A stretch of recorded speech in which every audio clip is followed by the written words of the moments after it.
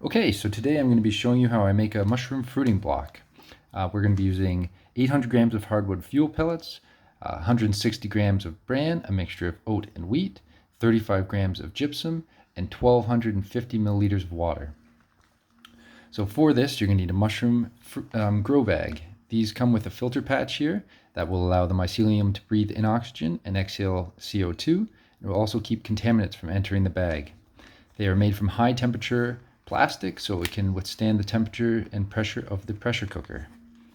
So first we're going to put 800 grams of fuel pellets into one of these bags. After that, we're going to pour the 1250 milliliters of water into the bag. Once the fuel pellets have completely hydrated and absorbed all the water, we will then get our bran and add it to the equation. So I like to use a mix of oat bran and wheat bran, always organic, and I like to incorporate a little bit of gypsum to the mix as well.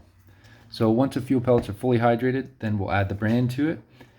If you add it while there's still a lot of water, sometimes the bran tends to clump up. After that, we're going to homogenize it and mix it completely so that the bran is evenly mixed with all the fuel pellets.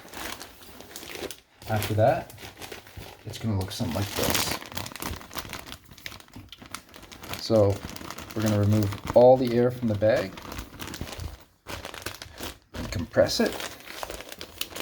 Wrap it tight. We're going to leave the filter patch on the outside of the bag. And then just like that, it is ready to be pressure cooked. I use the Instapot and I pressure cook it for 2 hours and 15 minutes. And I've had success every time now. So I hope this video helps you, and good luck on your way.